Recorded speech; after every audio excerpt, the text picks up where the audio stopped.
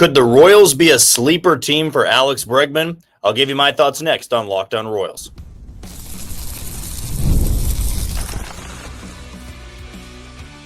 You are Locked On Royals, your daily Kansas City Royals podcast. Part of the Locked On Podcast Network, your team every day. Thank you for tuning in to another edition of Locked On Royals and the Locked On Podcast Network. As always, I'm your host, Jack Johnson, and you can find me on Twitter at JohnnyJ_15. That is at JOHNYJ_15. You also can listen to us on wherever you download your podcast. That can be Spotify, Apple Podcast, Amazon Music, Google Podcast, Odyssey, and YouTube. Just be sure to hit the follow button and subscribe.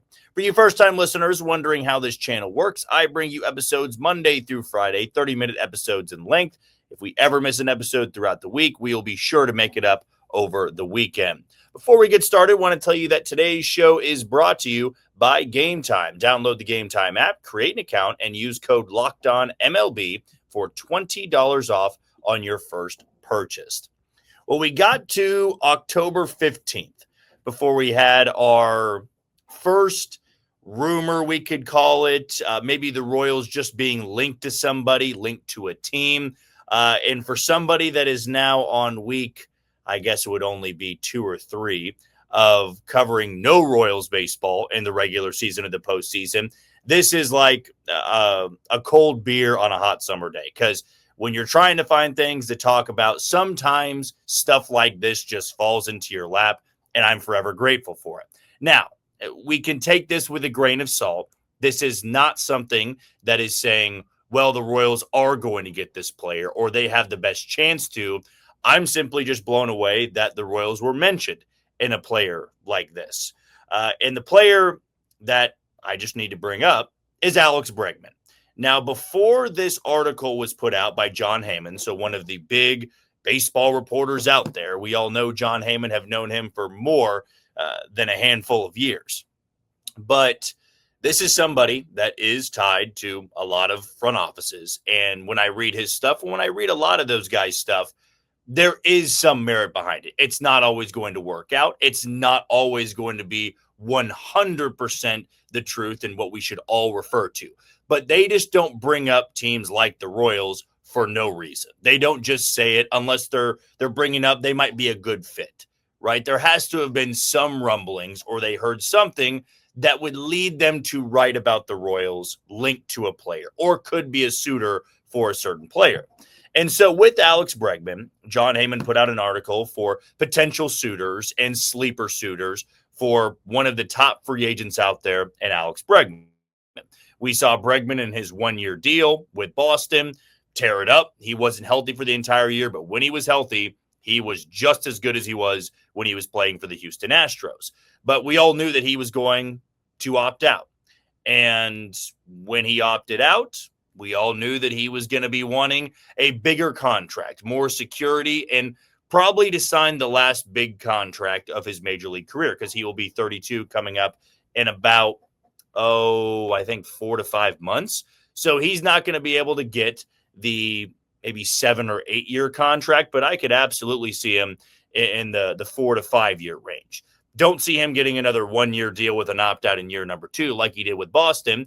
And we need to understand that the Royals are not going to be a top player for him, but they could be seated at the dinner table. They could be someone that is trying to make a play for him. And so in this little excerpt, this little paragraph in Jon Heyman's article, he says that word is the Royals, who have become a decent spender for a small market club, seek extra offense and could be one suitor for Alex Bregman.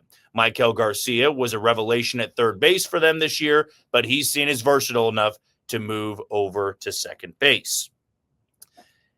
I wouldn't be super high on the idea of moving Maikel Garcia to second base unless it brought in a player like Alex Bregman. And as we've discussed it before with what the Royals may do in the offseason, going into 2026, I would rather see the approach of go big or go home. I don't know if I want to see a platoon situation for left field. And if you can't find your outfielder, in the same way that last offseason, the Royals pivoted from, well, we didn't find our middle of the order bat, but we're going to go spend $30 to $33 million on Carlos Estevez. that was one way to pivot and still spend a good chunk of money. With Bregman, it would be one of the more expensive deals that the Royals have ever made. But I would also say this on why it would be a good investment. Alex Bregman has been a consistent player as long as he's been in the big leagues. And I don't get the sense that he is going to regress the older he gets into his mid-30s and then late 30s. He's not going to be the same guy that he was at 27, 28, and 29. We all know that. But I don't see a severe drop-off once he reaches his mid-30s. And for the Royals, you're wanting to capitalize on this window with Bobby Witt Jr., Maikel Garcia, and Vinny Pasquantino. And you can even make the case for Salvador Perez nearing the end of his career. And if the Royals became a legitimate suitor and they were the one that were, throwing their weight around at the table, you could have the best infield in all of baseball. You would have Alex Bregman at third, Bobby Witt Jr. at short, Maikel Garcia at second, and then Vinny Pasquantino at first. So a 30-plus home run, 100-plus RBI first baseman, a former 5 to 6 WAR third baseman that now can be your second baseman, one of the best players in the sport at short, and one of the best third basemen in all of baseball in Alex Bregman. That would be a tremendous upgrade to a lineup that was missing another player like him. Here is the hang-up, though, because the Royals they don't throw that type of money at players like Alex Bregman, who are the top of the top. They are the cream of the crop in the free agent class. But I don't know how they're going to operate this offseason. Maybe they've been kind of laying in the weeds a little bit, waiting to make that big splash, and now they view it as that time to make a big splash. Alex Bregman was never on my radar. Never once on my radar. But with him getting linked maybe to the Royals as a sleeper team, and we're not even into free agency yet, so we can just be bringing up suitors and certain fits. But with the Royals having a Gold Glove finalist and a guy like Maikel Garcia who's played well enough, and then you see this little passage of they're looking to add to offense, and they can view Maikel Garcia as somebody who could shift over to second, that's not nothing. That, to me, shows that the Royals will be more flexible than just adding an outfield bat. If they view their big middle-of-the-order bat as a third baseman, they would feel 100% confident in moving Maikel over to second.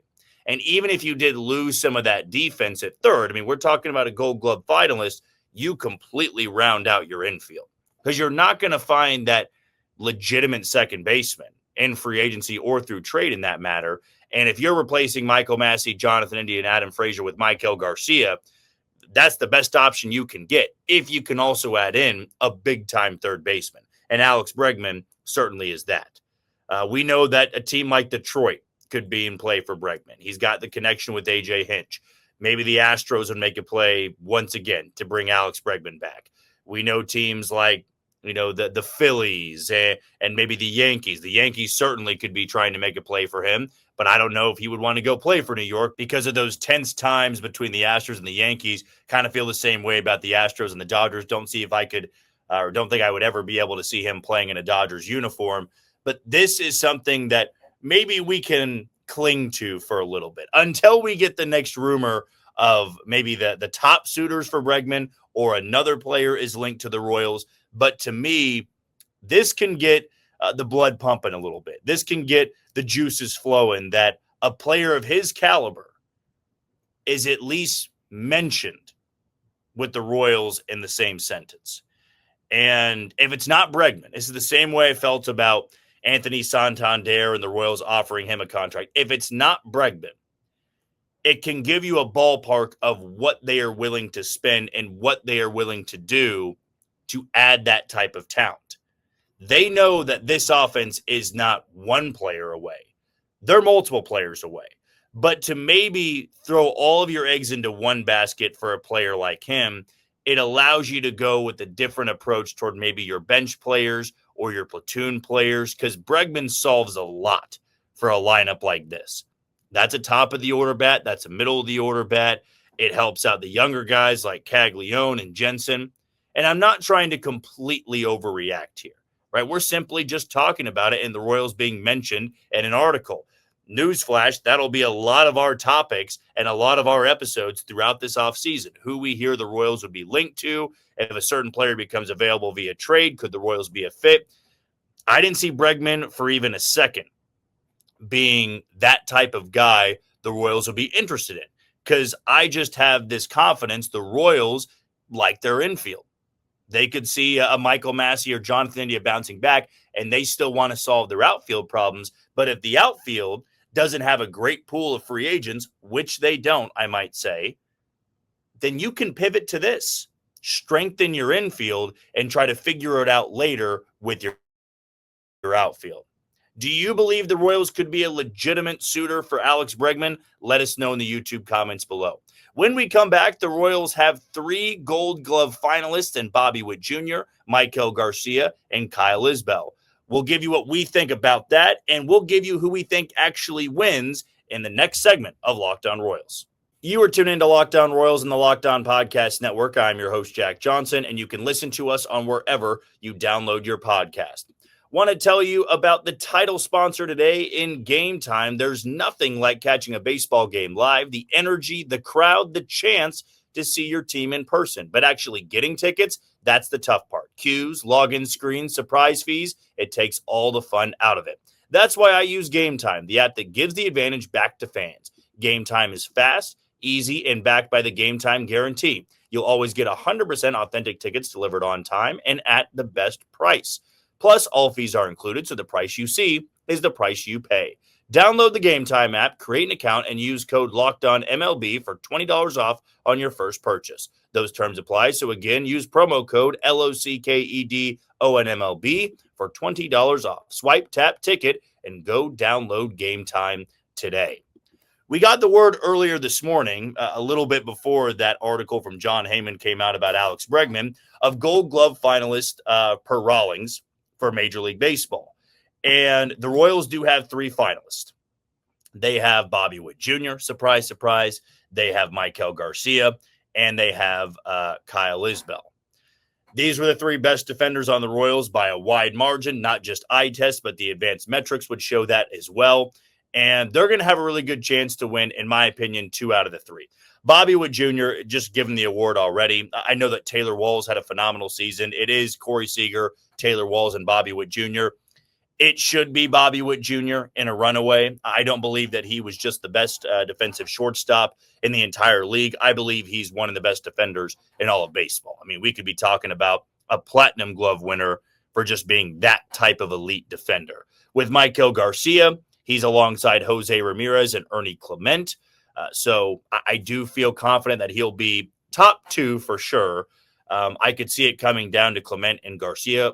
J-Rom's been a phenomenal defender as well, but Ernie Clement's in there for a reason, and the Blue Jays are still playing. This is a regular season award, but I've had the chance to see Ernie Clement play a little bit more than I usually would in the regular season. He's an elite defender as well. And then in center field for Kyle Isbell, it's Ceddanne Rafael and Julio Rodriguez. This one feels like Ceddanne Rafael is to lose. The only reason you can make a case for Kyle Isbell is that Rafaela did play a little bit of second base as well. He can move around quite a bit, where Isbell is just a center fielder. But Rafaela, in my opinion, is the best defensive center fielder in the American League.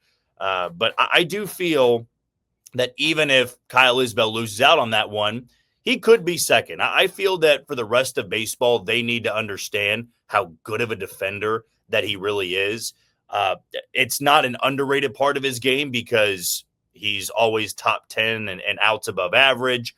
He doesn't have quite the range as some of those other guys. He doesn't quite have the arm as some of those other guys, but he's as reliable as a center fielder as anybody in baseball.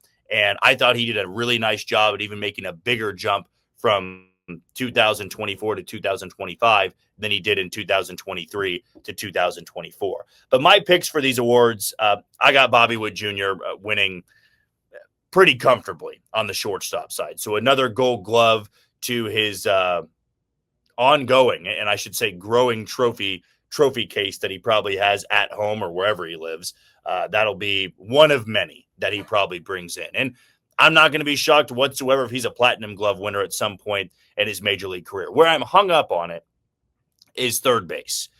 I feel that Michael's going to have a really good chance. And I said it a few years ago, and I'm not trying to pump myself up or make myself sound incredibly intelligent, because I'm not. I can absolutely tell you with 100% honesty, I am not. And most of my predictions have not gone in my favor. I have been wrong about many things before. But I remember when Ke'Bryan Hayes was at the top of his game. This was when Pittsburgh gave him the contract. I thought that Maikel Garcia could be the Royals version of Ke'Bryan Hayes, where you're just so elite defensively over at the hot corner. You got a little bit of power. You're never going to be a super high on base guy. But I thought that the traits could translate to Maikel Garcia. And when I view the two top defenders at the hot corner, I see Ke'Bryan Hayes, I see Maikel Garcia. And what always blows me away, what fascinates me, is Maikel did not have any familiarity with third base before the Royals told him to switch over. I mean, this was a shortstop that could play second base as well. And we even saw him play some center field this past year. And I thought that he handled it pretty well. That was when Jonathan India was playing third base. That was an issue of its own. But Maikel is that flexible. He's that athletic to move around to multiple positions. He's played right field before. He's been in center. He's been at second. He's been at short. He's been at third. He can bounce around. But to not have that type of experience at third base and turn into a Gold Glove finalist, it shows you the work that he's put in, and it shows you just how talented he is. And when you're that elite over there at the hot corner, sometimes teams say, you give me enough offensively and you're going to be an everyday starter. But Maikel Garcia turned into a star for this Royals team, something that a lot of us were hoping for a number of years. Like the last 2 years, it was just, man, can Maikel really hit his ceiling? And I feel that last year, even if that is his ceiling, that is a dang good baseball player to put out of the hot corner every single day. Unless, of course, the Royals try to make a play for Alex Bregman, and then he would just move over to second base and probably be a Gold Glove finalist over there. That's how much confidence I have in him. But for years, we talked about Alex Gordon and his ability to be a third baseman all of his college career. And then the Royals said, well, we need to move you to right field. And then it was left field. And in left field, he turned into a platinum glove winner, multiple-time Gold Glover. He was the best defender at that position. And then even at the end of his career, we saw Alex play center field. Some guys just have that natural ability where wherever you put them, they are going to excel. They are going to have good numbers over there. They're going to have good metrics. And Maikel Garcia is one of those guys. Bobby Witt Jr. was somebody that I believe if they kept him at third base, which we remember when he broke into the league, Adalberto Mondesi was still the shortstop on this team. And Nicky Lopez was still on the roster. And Bobby was over at third. And I thought with time there to grow, he would have been the best defender at third base in all of baseball.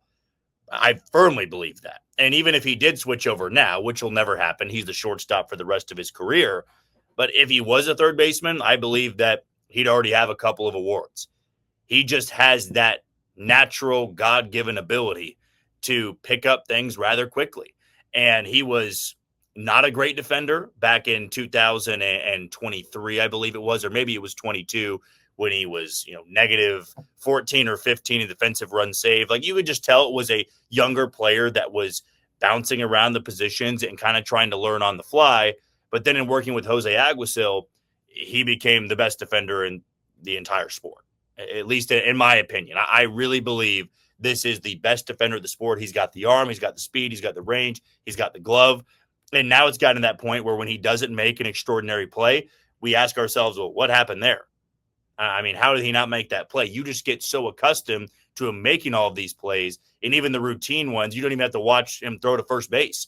You just know it's going to be right there on the money, and the Royals should be very fortunate that they have not one but two guys left side of the infield that are Gold Glove finalists. These two are elite at what they do. It was great to see Maikel Garcia turn things up offensively, because now you pair that with his defense. You talk about being a multiple-time All-Star. Bobby continuing to rack up these finalists or these appearances in the finals, and probably more hardware to his trophy room. Kyle Isbell, I don't see him winning it. I got Rafaela winning the Gold Glove in center field, but to be a finalist, it shows you, how far that he's come. I mean, keep in mind too, he was somebody that played infield a little bit in college too at UNLV. These are guys that pick up things quickly. And the Royals defensive staff, when you talk about Jose Aguisil, you talk about Damon Hollins with the outfield, they teach these guys the right way. And if that wasn't the case, the Royals wouldn't have 3 Gold Glove finalists in 2025. Who do you believe wins, and do you feel that anybody got snubbed on the Royals? Let us know in the YouTube comments below. When we come back, we're going to talk about the LCS, and it just looks like the Dodgers are destined to do it again. I'll give you my thoughts on that next on Locked On Royals. You are tuned into Locked On Royals and the Locked On Podcast Network. I'm your host, Jack Johnson, and you can find me on Twitter at JohnnyJ_15. Want to tell you about our second sponsor in FanDuel. The NFL season is here, and FanDuel has an offer you do not want to miss. Right now, new customers can bet just $5 and get $300 in bonus bets if you win. That's right. Pick a bet, put down $5, and if it hits, you'll unlock $300 in bonus bets to use across the app. So what are you waiting for? Visit FanDuel.com to download the FanDuel app today and get started. For my picks, I'm going to go to Game 3 in the ALCS.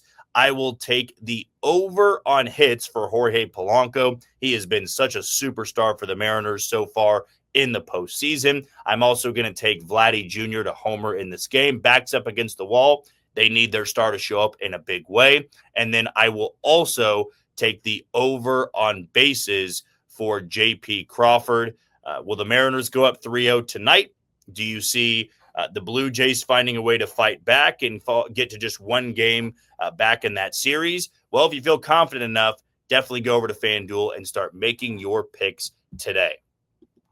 Speaking of October, speaking of the postseason, we're coming down to the wire.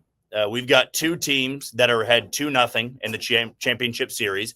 Odds would tell you that those teams are going to go on to represent the AL and the NL in the World Series. Mariners up 2-0 on the Blue Jays, Dodgers up 2-0 on the Milwaukee Brewers.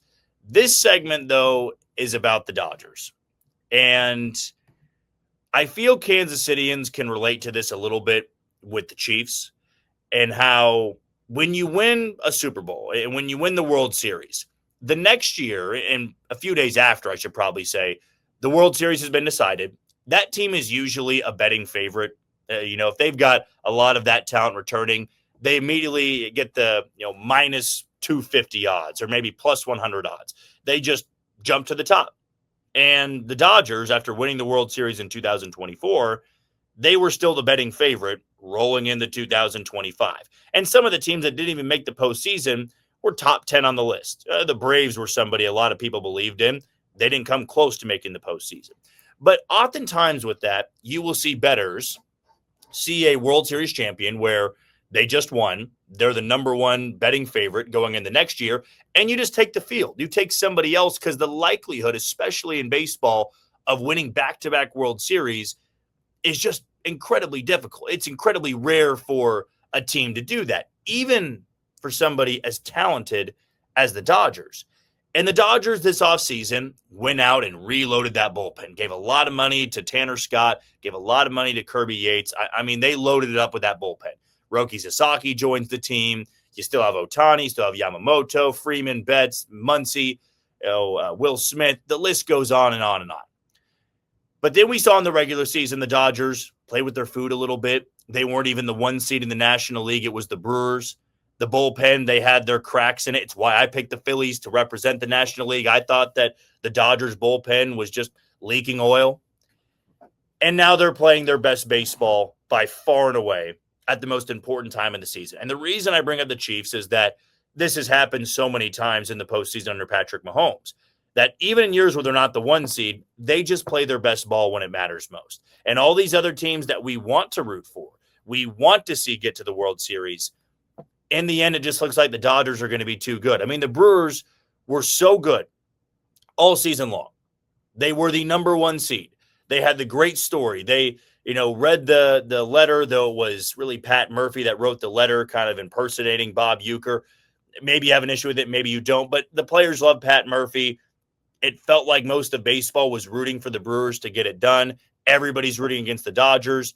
And yet here they are 2 games away from the World Series. And whether it be the Blue Jays storming back or the Mariners taking care of business, I don't know why at this point I would bet against the Los Angeles Dodgers. Even back in March, I would have taken the field. Middle of summer, taken the field. I just don't see the Dodgers winning it back-to-back years. I thought there were some really loaded National League teams that would prevent them from even getting to the championship series. That nightmare is slowly becoming a reality. Because even myself, when the Dodgers got Shohei Ohtani, and then later on they get Yamamoto, and it was just this loaded group, the Monstars, if you will, they were putting together. I said it's still hard to win in Major League Baseball. It's incredibly difficult. We have seen teams like the Mets and the Phillies spend, and it doesn't even result in postseason appearances all the time. So the Dodgers, even though they're getting maybe the best player in baseball and they're continuing to add, it's really tough when you have a target on your back year in and year out. But if they pull it off back-to-back years and they sweep their way to the World Series, they take care of business with some of these other great teams, baseball is going to have a lot of angry people where the salary cap, though I don't believe the players are ever going to agree to a salary cap, they're going to look at a team like the Dodgers and say, this is what it's going to be year in and year out. But also on the NFL side, I'm sure fans have gotten sick and tired of seeing the Chiefs in the Super Bowl year in and year out, and that's even with a salary cap. You just get sick and tired of seeing the same team in there over and over again. Now, the Dodgers, as much as it may pain me to say it, they're operating within the rules here. If there's no salary cap, they're going to keep spending money, and they're going to bring in top talent. And Ohtani's deferred money, they're eventually going to have to pay it, but he wants to win. Part of the problem of being a Los Angeles Angel for years and years and years, he didn't even get to the postseason. So they're trying to capitalize on all of that, and that team is just unstoppable right now. It doesn't matter whether you play them at home, on the road, neutral site, they should be favored to win.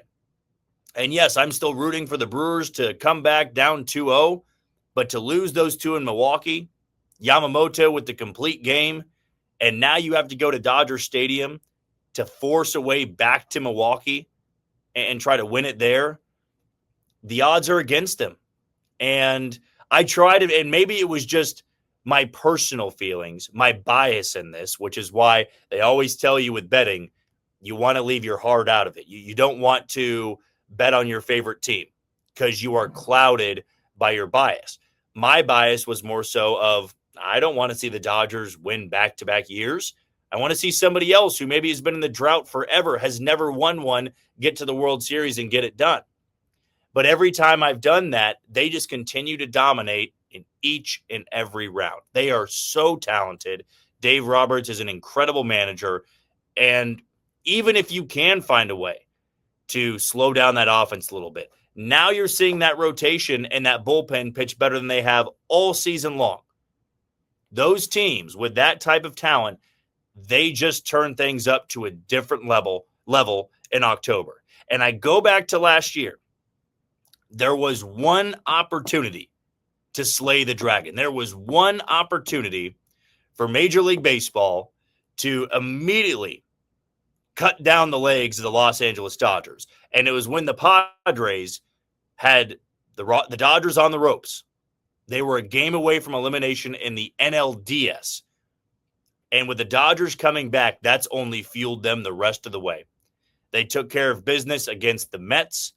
Then they beat the Yankees in 5, who was a juggernaut on the American League side. This year, they completely dispose of the Cincinnati Reds.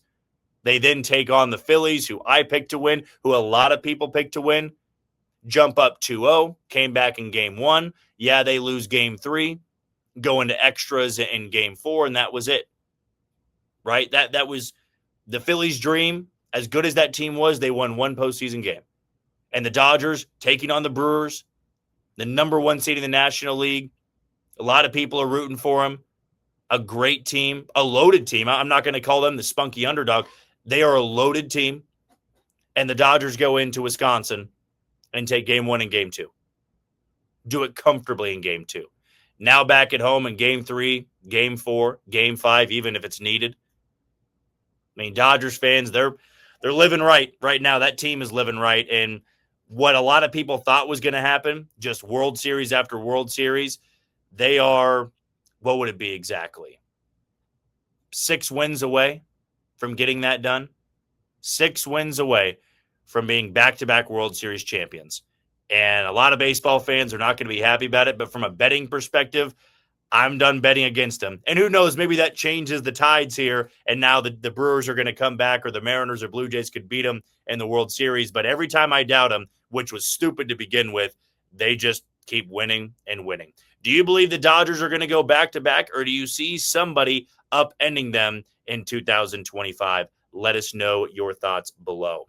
That'll do it for another edition of Locked On Royals and the Locked On Podcast Network. I've been your host, Jack Johnson. Thank you for making Locked On your first listen every day. For your second, find the all-night Locked On MLB Game Night. Every game, every night until a World Series champion is crowned. Get local analysis on a national scale and find MLB Game Night on Locked On MLB on YouTube or wherever you listen to your podcast. Tomorrow, we're going to talk a little bit more about the postseason, take a few more peeks at free agency and some trade targets. I know that we got gifted one the day with Alex Bregman, but we'll cover all of that tomorrow. But until then, you take it easy, Kansas City.